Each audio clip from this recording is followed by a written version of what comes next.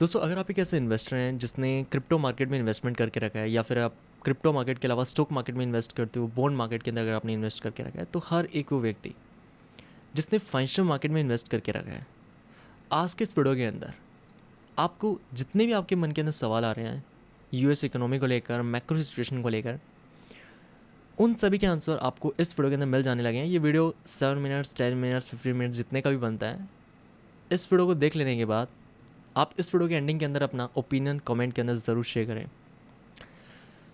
अभी के टाइम पर दोस्तों हर दिन मार्केट के सेंटिमेंट चेंज होते हैं। इन्वेस्टर्स के बीच में डाउट है मार्केट को लेकर, मार्केट इस बार परफॉर्म करेगा नहीं करेगा। मार्केट में जैसे ही हमें यहाँ पर पंप मिलता है, फिर से यहाँ पर हमें मार्केट के अंदर होप बनते हुए नजर आते हैं कि मार्केट अब रिकवर हो रहा है, फिर हमें यहाँ पर मार्केट के अंदर करेक्शन मिल जाता है। फिर लोगों की जो होप है, फिर से यहाँ पर लोग ये सोचने लगते हैं कि मार्केट के अंदर रिकवरी नहीं आएगी।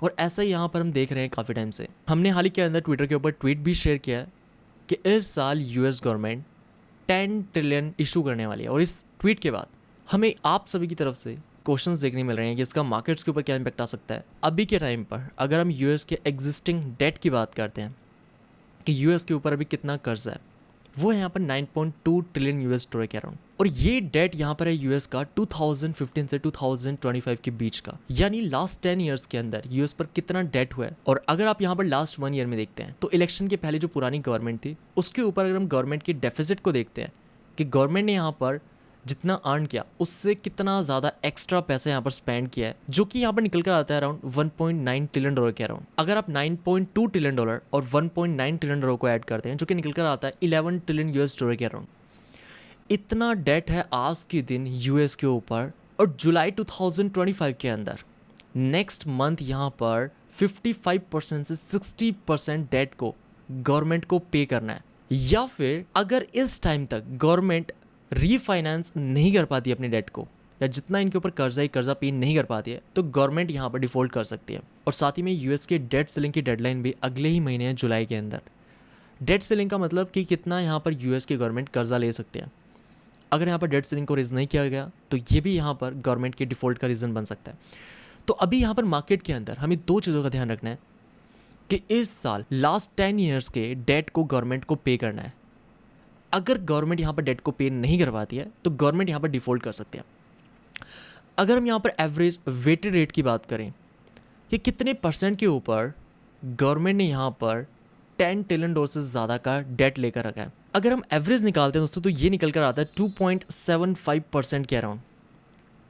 इट मीन्स कि 2.75% के ऊपर यूएस गवर्नमेंट ने लास्ट 10 ईयर्स के अंदर कर्जा लिया है। अब यहाँ पर हम जिस वेटेड रेट की बात कर रहे हैं या फिर इंटरेस्ट रेट की बात कर रहे हैं, जहाँ पर लास्ट 10 ईयर्स के अंदर यूएस के अंदर इंटरेस्ट रेट 0% पर भी रहा है, 5% के ऊपर भी रहा है।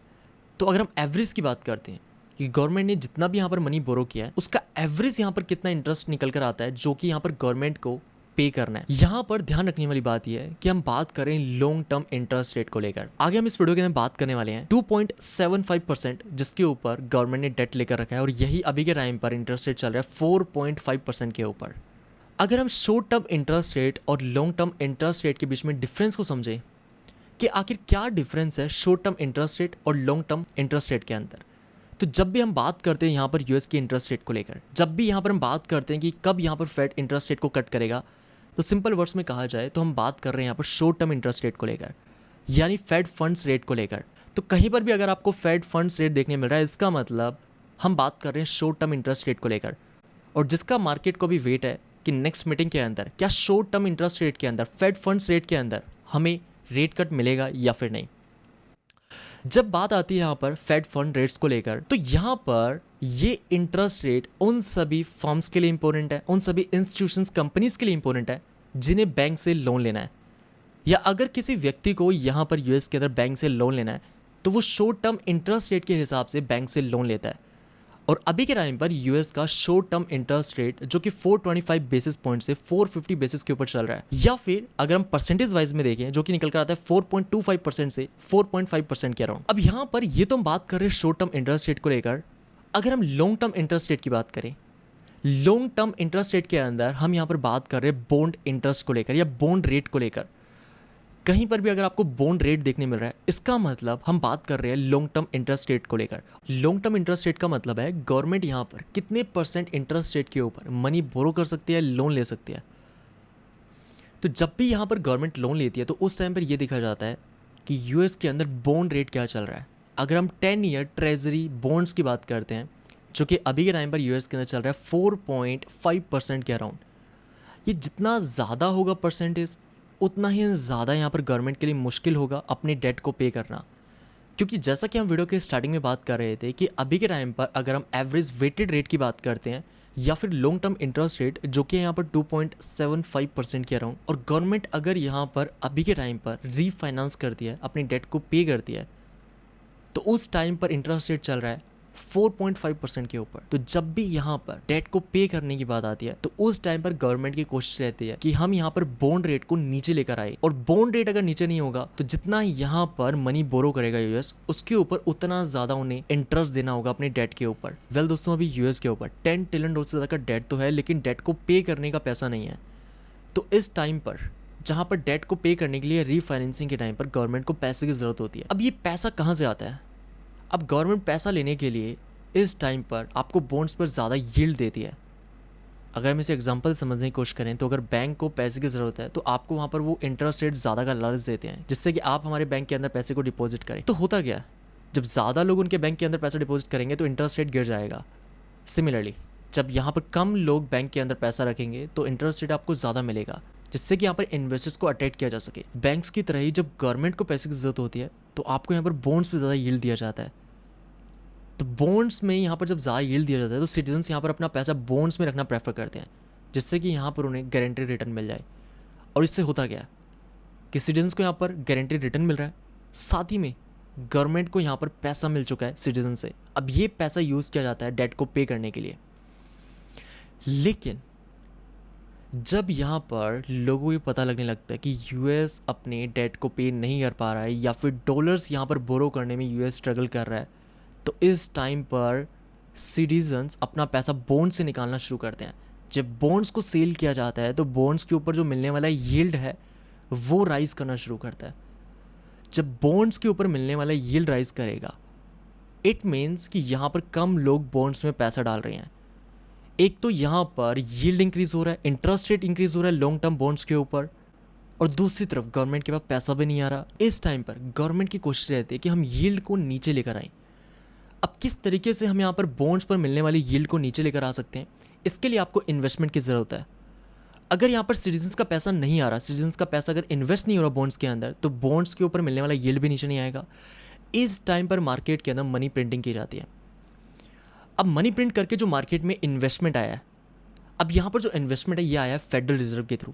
अब ये पैसा जब यहाँ पर बॉन्ड्स में डाला जाता है तो पहले जो यहाँ पर यील्ड राइज कर रही थी, जहाँ पर सिटीजन्स का पैसा निकल रहा था, वहीं अब फेडरल रिजर्व खुद का पैसा मार्केट के अंदर प्रिंट करके डालना शुरू करता है बॉन्ड्स के अंदर, जिससे कि बॉन्ड के ऊपर मिलने वाली यील्ड को नीचे लेकर आया जा सके। और ये हमें तब देखने मिलता है जब गवर्नमेंट अपने डेट को रीफाइनेंस करने वाली होती है या डेट को पे करने वाली होती है। ध्यान रहे, लास्ट 10 ईयर्स का डेट है जो कि गवर्नमेंट को जुलाई 2025 के अंदर पे करना है। यहाँ पर हम last 2 years, last 4 years, 5 years के डेट की बात नहीं कर रहे हैं। यहाँ पर हम बात कर रहे हैं लास्ट 10 ईयर्स के डेट को लेकर। जैसा कि गाइस स्क्रीन पर देखा जा सकता है, यहाँ पर 2020 के अंदर गवर्नमेंट ने $3.8 ट्रिलियन का यहाँ पर डेट पे किया था। यहाँ पर डिफरेंस ये था कि उस टाइम पर 1 year treasury bonds, 2 year treasury bond, 10 year treasury bonds and 20 से 30 year treasury bonds, that means ये मिक्सड यहाँ पर मैच्योरिटीज़ को उस टाइम पर पे किया गया था। अगर आप 10 ईयर ट्रेजरी बॉन्ड्स की बात करते हैं, जहाँ पर 2020 के अंदर 10 से 15% मैच्योरिटी को पे किया गया, जो कि 2025 जुलाई के अंदर होने वाले 55 से 60% जो कि गवर्नमेंट को पे करना है। जैसे जैसे यहाँ पर हम रीफाइनेंसिंग के करीब जा रहे हैं, वैसे रिपब्लिकन्स के ऊपर प्रेशर भी बनता जा रहा है। और डोनाल्ड ट्रंप को अगर आप ट्विटर के ऊपर या फिर ट्रुथ सोशल के ऊपर देखें, जहाँ पर डोनाल्ड ट्रंप पावल के ऊपर प्रेशर बना रहे हैं, जिससे कि यहाँ पर लॉन्ग टर्म इंटरेस्ट रेट को नीचे लेकर आया जा सके या बॉन्ड रेट को कम किया जा सके। और बॉन्ड रेट या यील्ड को अगर कम किया जाएगा, तभी यहाँ पर कम इंटरेस्ट रेट के ऊपर यूएस अपने डेट को रीफाइनेंस कर सकता है। अब यहाँ पर इन्वेस्टर्स की तरफ से कंसर्न है कि इसका मार्केट्स के ऊपर में क्या इम्पैक्ट देखने मिल सकता है। तो इस बात का ध्यान रखें, बॉन्ड रेट का राइज करना मार्केट्स के अंदर क्रैश लेकर आ सकता है। अगर यहाँ पर बॉन्ड मार्केट या 10 ईयर ट्रेजरी बॉन्ड के ऊपर मिलने वाला जो यील्ड है 4.5% के अराउंड अभी ट्रेड कर रहा है, जितना राइज करेगा उतना मार्केट्स के ऊपर प्रेशर बनेगा, चाहे आप स्टॉक मार्केट की बात करें, क्रिप्टो मार्केट की बात करें। और ऐसा हम यहाँ पर अभी से 2 महीने पहले अप्रैल के अराउंड देख भी चुके हैं, जब यहाँ पर हमें मार्केट्स के अंदर ब्लैक स्वॉन इवेंट देखने मिला था, जब मार्केट्स क्रैश हुए थे। उस टाइम पर भी यहाँ पर जब चाइना ने बॉन्ड मार्केट के अंदर यूएस की ट्रेजरीज को सेल किया था, जिससे कि हमें 10 ईयर ट्रेजरी बॉन्ड के अंदर यील्ड के अंदर स्पाइक देखने मिला था।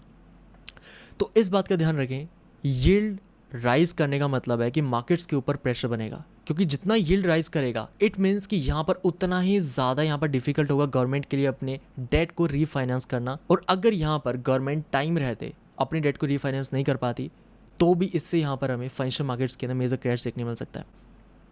लेकिन जैसे कि यहाँ पर हम बात कर रहे हैं कि जब गवर्नमेंट के पास कोई सोल्यूशन नहीं होता, तो गवर्नमेंट यहाँ पर पैसे को प्रिंट करके लॉन्ग टाइम फ्रेम के इंटरेस्ट रेट को नीचे लेकर आती है, जिससे कि वो यहाँ पर अपनी डेट को पे कर पाए। दोस्तों लास्ट मंथ जहाँ पर फेडरल रिजर्व ने 2020 के बाद बॉन्ड मार्केट के अंदर 5 ईयर्स के बाद इन्वेस्टमेंट किया है, और ये इन्वेस्टमेंट उतना ज़्यादा नहीं था जितना कि हम 2020 में देख चुके हैं। 20 के अंदर तो ट्रिलियंस ऑफ डॉलर मार्केट के अंदर इन्वेस्ट किया गया था फेडरल रिजर्व की तरफ से। लेकिन लास्ट मंथ मई के फर्स्ट वीक में जहाँ पर 43 बिलियन यूएस डॉलर से फेडरल रिजर्व ने बॉन्ड्स को परचेज किया। अगर आप देखें तो इससे पहले हमें 5 ईयर्स पहले ही इस प्रकार की यहाँ पर फेडरल रिजर्व की तरफ से बाइंग देखने मिली थी, जहाँ पर फेडरल रिजर्व बॉन्ड्स को सेल करने की बजाय बॉन्ड्स में इन्वेस्ट करना शुरू करता है। इस वीडियो के डिस्क्रिप्शन के अंदर आपको स्टेल्थ क्यूई वाला वीडियो का लिंक मिल जाएगा, जिस वीडियो के अंदर मैंने डिटेल में डिस्कस किया है कि स्टेल्थ क्यूई है क्या और क्यों यहाँ पर ये क्वांटिटेटिव ईजिंग से डिफरेंट है।